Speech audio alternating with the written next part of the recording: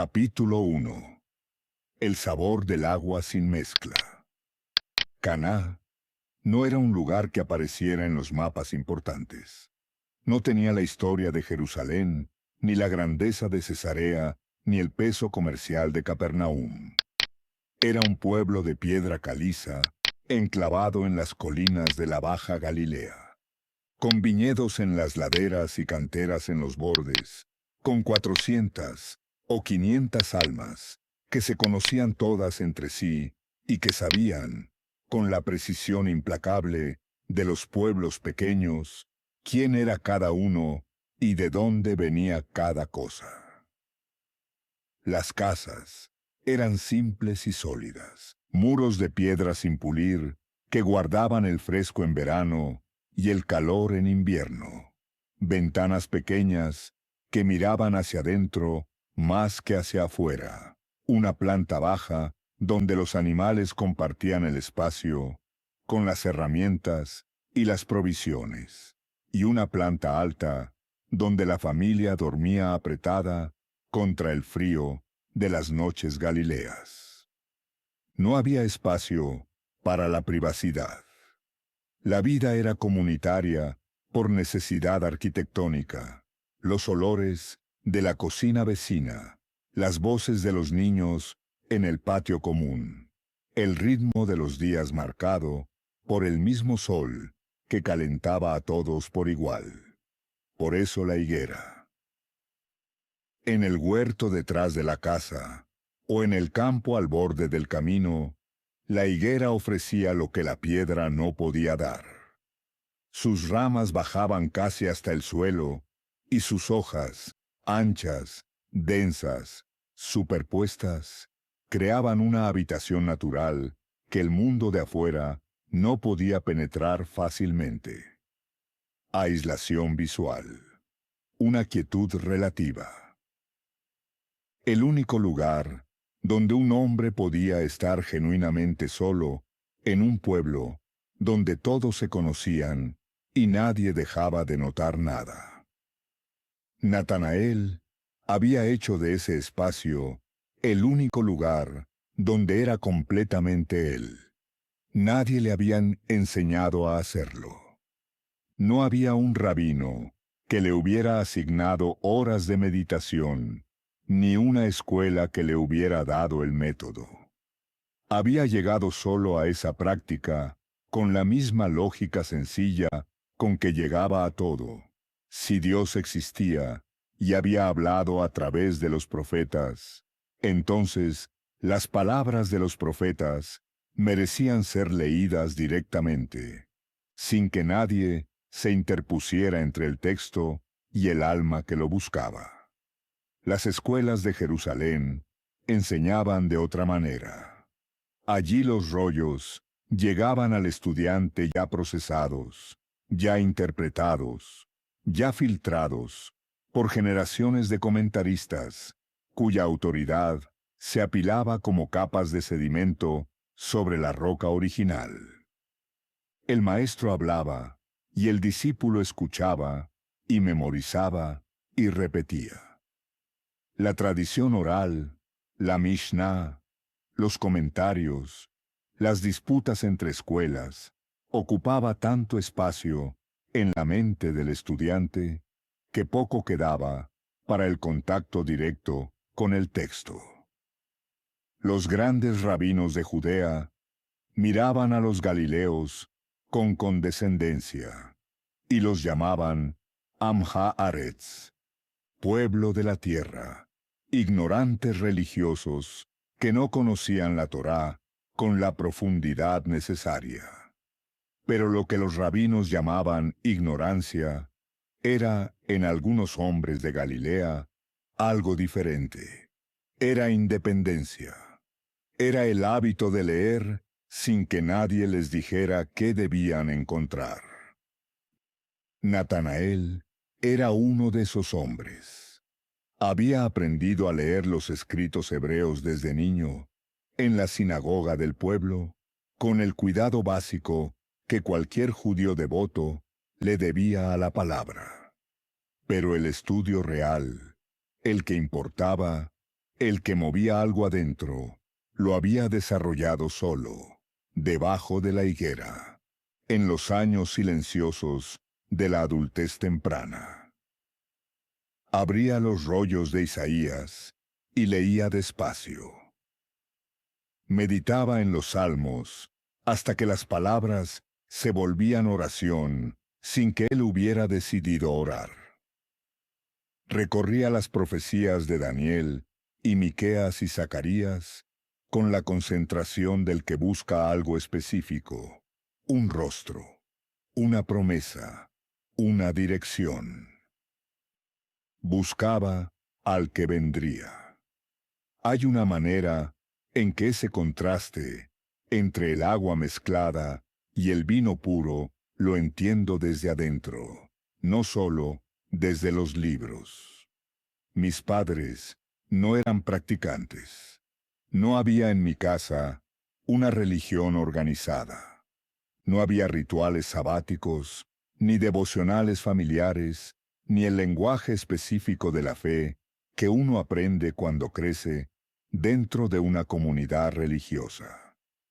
Había otra cosa, algo que durante años no supe nombrar, pero que reconocí inmediatamente cuando alguien me lo señaló.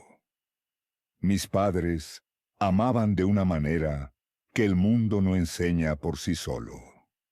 Amaban con una generosidad y una constancia y una ternura que excedía lo que la naturaleza humana sin ayuda produce con facilidad. No lo sabían. No lo habrían dicho así.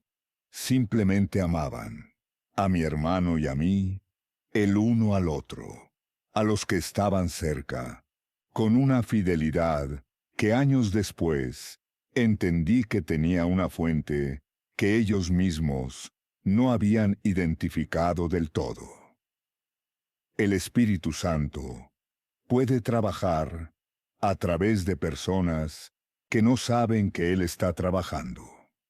Puede formar un carácter a través de un amor que no lleva su nombre, pero que lleva su firma. Puede preparar un alma para el encuentro con Jesús años antes de que ese encuentro ocurra, usando los materiales más ordinarios disponibles. Una madre que consuela, un padre que está presente, una casa donde la calidez es constante y el miedo no gobierna. Cuando conocí a Jesús a los 30 años y empecé a entender quién era, una de las primeras cosas que me mostró fue eso, que Él había estado en mi casa antes de que yo supiera su nombre, que el amor con que mis padres me habían formado no era simplemente el resultado de su buena voluntad, sino el canal de algo más grande que los usaba sin pedirles permiso. Que el carácter que yo tenía cuando llegué a Él, la disposición para la relación, la capacidad para confiar, la apertura al amor, era un regalo que Él había estado preparando durante 30 años a través de dos personas que lo amaban a Él sin saberlo. Natanael también llegó a la higuera con un carácter formado por algo que excedía su propia voluntad. El estudio solitario lo trabajaba desde adentro, pero la higuera no opera en el vacío. Opera sobre un alma que trae algo desde antes, algo recibido en la infancia, algo que ningún método espiritual puede crear de la nada, sino solo cultivar si ya está ahí. El israelita verdadero, en quien no había engaño, no se había fabricado a sí mismo. Había sido formado por Dios, a través de los medios más ordinarios disponibles, mucho antes de que se sentara por primera vez bajo el follaje denso con un rollo sobre las rodillas. Las profecías que encontraba en esos rollos lo describían con una riqueza que los comentarios rabínicos habían simplificado hasta volverlo casi irreconocible. El Mesías de los rabinos era un conquistador. el que rompería el yugo romano, el que devolvería el trono de David a su gloria original, el que exaltaría a Israel sobre todas las naciones. Esa imagen tenía respaldo en ciertos textos, sí. Pero Natanael, leyendo sin agenda, encontraba también al siervo sufriente de Isaías 53, al rey manso, que entraría a Jerusalén sobre un asno, según Zacarías 9, al pastor, que cargaría a los perdidos, según Ezequiel 34. Encontraba a alguien más complejo, más desconcertante, más grande que cualquier categoría política disponible. Ese contraste lo mantenía buscando, y la búsqueda lo mantenía debajo de la higuera. Felipe lo encontraba ahí con frecuencia. Habían crecido en la misma región. Compartían el mismo hambre de las Escrituras y la misma insatisfacción con las respuestas fáciles, y con el tiempo habían desarrollado el hábito de estudiar juntos en ese espacio. Dos hombres, bajo el follaje denso, los rollos entre ellos, la tarde avanzando sin que ninguno lo notara demasiado. Oraban juntos también. Esa clase de oración, sin protocolo, que surge naturalmente cuando dos personas han hablado de las mismas preguntas durante suficiente tiempo. No liturgia, sino conversación. No fórmula, sino búsqueda compartida. Era en esa amistad donde Natanael se reconocía mejor a sí mismo. Felipe era diferente, más dubitativo en su fe, más inclinado a añadir calificaciones donde Natanael iba directo, más cauteloso con las conclusiones. Pero compartían el núcleo, la convicción de que el Mesías vendría, de que las Escrituras lo prometían sin ambigüedad, de que había algo en el horizonte que todavía no podían ver, pero que ya podían sentir acercarse. El mundo alrededor no siempre lo entendía así. Caná tenía sus propias tensiones con el sistema religioso de Jerusalén, no de rebelión abierta, sino de esa distancia natural que crece entre los que están cerca del poder y los que viven lejos de él. Los sacerdotes y escribas de la ciudad santa miraban hacia Galilea como quien mira una provincia periférica, útil para los impuestos y el reclutamiento, pero no exactamente el centro de nada importante. Y los galileos, por su parte, habían aprendido a arreglárselas sin demasiada dependencia de esa autoridad distante.